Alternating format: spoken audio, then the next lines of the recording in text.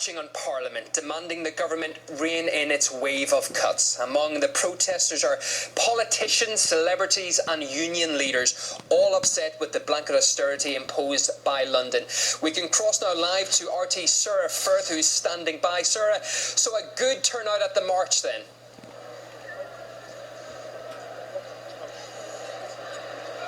Absolutely. We're right in the heart of the march at the moment. The anti-austerity protesters walking down towards Parliament Square. And a huge number of people turning out. We estimated it to be in the thousands already. And protesting a whole range of issues. Cuts to education, cuts to the NHS. There really is a massive turnout and a massive number of issues. We can actually talk very briefly now to Owen Jones. You're a member of the People's Assembly.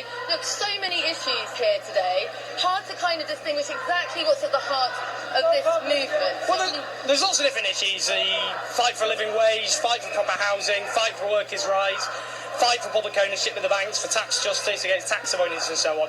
We'd like to link it up internationally as well. I mean, speaking for myself, I'd want to support movements, for example, well, take Russia, where people are obviously fighting against a very oppressive regime there, which is denying people basic human rights and committing acts of injustice. So it's having that international perspective, I think, is really, really important. Absolutely, and I mean, the thing is that a lot of people are asking, we've seen lots of these protests, haven't we, Owen? It's a good turnout today.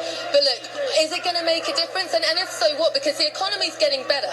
Well, no, not for ordinary people. It's the longest falling living standard since Queen Victoria sat on the throne in the 1870s. Over 1 million workers driven into poverty since the Clegg Cameron Lovin, where you have an army of zero-hour contract workers, people stripped of job security, 5 million people on social housing waiting list. So these are the issues which really affect people. I say, you know, this is an international campaign, as people in Russia and elsewhere know, that you stand up against injustice and oppression. And it's a fantastic turnout, so thank you very much for that. I'm just going to show you behind me, because there's a huge number of people still marching down, and that's really at the heart of this. Whilst the government will say the economy has been on the up, it has been improving, but a lot of people here say that they've seen, as a result of the cuts that have been brought in to boost the economy, their living standards have fallen. And so those are the stories you're going to hear today as people have taken to the streets of central London to protest against austerity. Sarah Firth, RT correspondent, thank you.